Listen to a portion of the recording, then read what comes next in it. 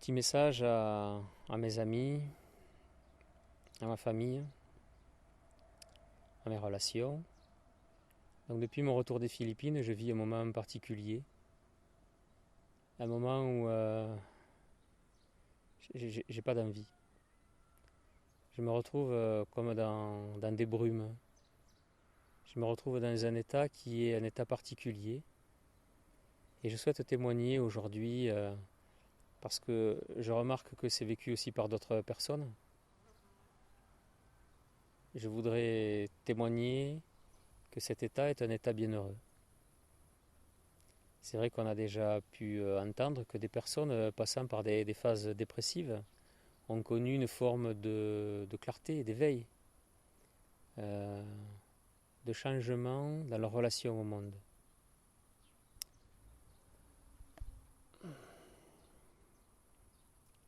C'est peut-être ce que je traverse en ce moment. C'est peut-être ce que de nombreuses personnes traversent en ce moment. Des brumes. Et on me souhaite souvent de sortir de ces brumes. On m'encourage à sortir en me disant de me bouger ou on souhaite que je puisse en sortir.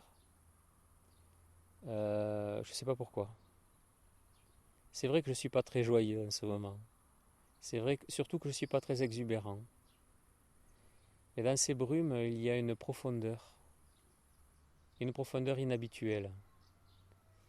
Il y a un état, si en apparence, on pourrait penser que c'est un état triste, que c'est un état sans entrain, puisqu'effectivement, il n'y a pas d'élan, il n'y a pas d'objectif, il n'y a pas d'entrain. Il y a juste, il y a pas vraiment même d'observation, puisque l'expérience est vécue profondément. L'expérience des brumes. Et dans ces brumes, il y a des îles, des espaces de lumière. En explorant ces brumes, on voyage et on arrive dans des moments de grâce, des moments de lumière, des moments particuliers qu'on ne peut souvent pas partager parce que c'est des moments de profondeur, des moments intimes. C'est comme si le monde habituel était au-dessus des brumes et que nous, on allait chercher, on allait plonger dans les brumes et en fait, on traverse un état et on peut choisir de revenir au monde habituel. Donc souvent, cet état-là faisant peur à notre entourage, il est question par divers subterfuges de revenir au monde habituel.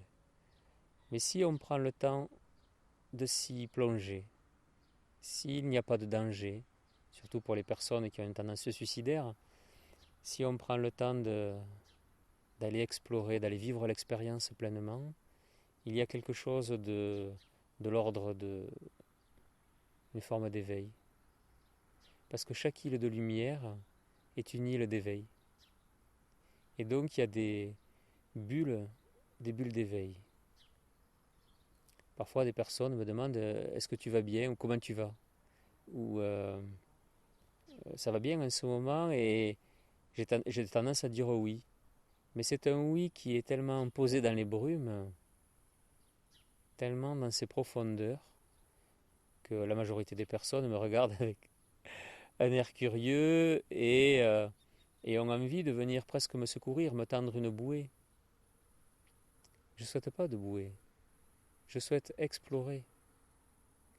Dans ces brumes, dans ces îles de lumière, on est dans le non-vouloir. Il n'y a pas d'envie, il n'y a pas d'entrain, il n'y a pas, il n'y a pas d'objectif. Je ne vais pas faire quelque chose pour atteindre quelque chose. Je suis juste là et je me pose. Et en me posant, je me pose dans la vie. Je me pose dans ce qu'elle a de plus simple et de plus accessible. Mais le monde, souvent, et la façon de vivre est tellement compliquée qu'on n'y a pas accès.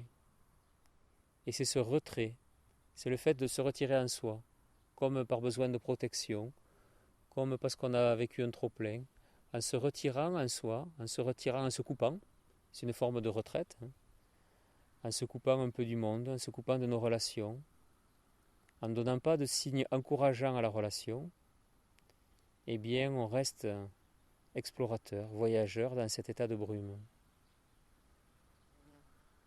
Ça dure un certain temps. Là, ça fait quelques semaines que je vis cette expérience.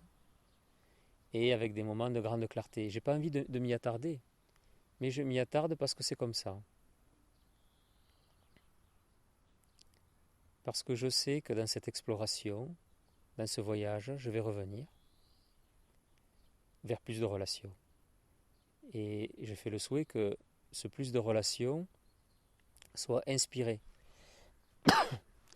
par ces espaces de lumière, inspiré par cette expérience. J'ai l'impression que ça me change profondément. Vous savez, il y a des moments dans la vie où on est actif, et il y a des moments dans la vie où on est changé en profondeur sans rien faire. Parce que ça a besoin de mûrir en nous. Ça a besoin d'opérer des changements en nous. Ce quelque chose, ce ça, c'est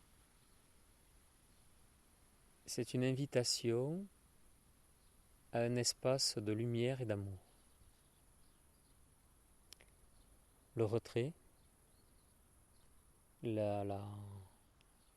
certaines formes de ce qu'on pourrait appeler des états dépressifs, amènent à ces états-là.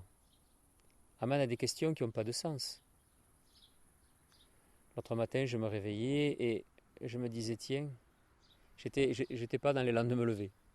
Je m'attardais au lit et je me disais, mais je suis réveillé maintenant, je me sens vivant. Je sais qu'il y a quelques minutes ou quelques heures, j'étais en train de dormir. J'étais vivant. Mais où est-ce que j'étais? Est-ce que j'étais pas justement dans ces brumes? Est-ce que j'étais pas justement dans ces qualités qui font qu'on peut toucher au merveilleux? Et en dormant, j'étais complètement apaisé. Et je me rends compte que quand je pars pas dans l'entrain habituel, quand je pars quand je m'abandonne dans ces brumes, eh bien, je me rends compte qu'il y a de l'apaisement là-dedans.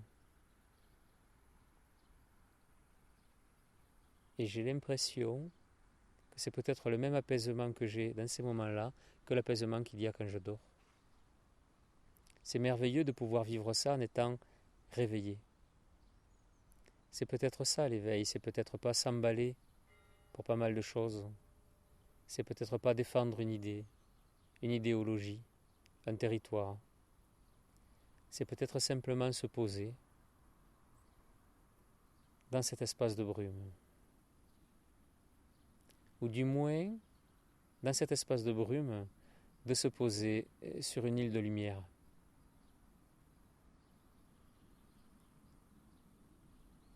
Et d'accueillir ce qui se passe.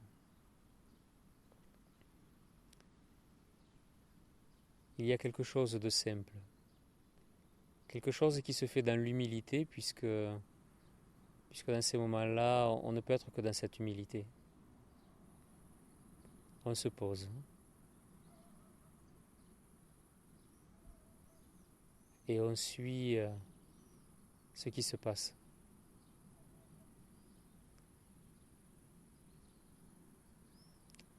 C'est paisible, c'est heureux. Et donc plutôt que d'en sortir, je fais le souhait que de nombreuses personnes puissent savourer ces instants, puissent interrompre leurs relations professionnelles, leurs relations familiales, pendant un temps, puissent aller dans la profondeur de l'expérience et toucher cette paix, toucher cette calme, toucher ce calme et revenir progressivement ou par alternance. On fait des va-et-vient. Il y a des moments où on peut revenir à la vie sociale et puis des moments où on est dans le retrait. Et pouvoir partager, même si c'est avec une seule personne, ou avec un animal, ou avec un arbre, ou avec un lieu, c'est déjà merveilleux. Et peut-être qu'on peut le partager à plus de personnes, mais dans cet état quelque part de fragilité, de sensibilité, on va choisir les relations. On va choisir notre façon les contacts qu'on va avoir, et on va essayer de se préserver. Parce qu'on devient encore plus sensible. Puisqu'il y a une forme de relation particulièrement sensible à tout ce qui nous entoure. Pour certains même, ça touche tant le visible que l'invisible, ce qui habituellement est invisible. Que ce soit des parfums qu'on va sentir ou des êtres angéliques ou féeriques ou autres. Depuis cet état paisible.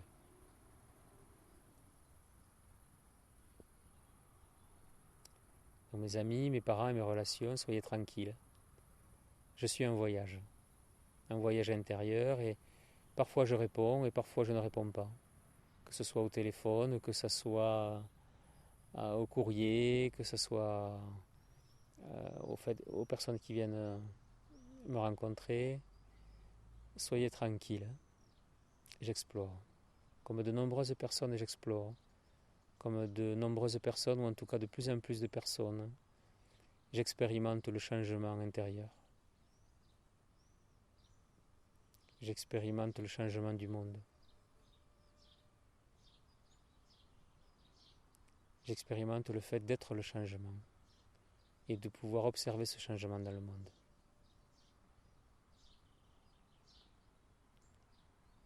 C'est quelque chose de profondément paisible, heureux et lumineux.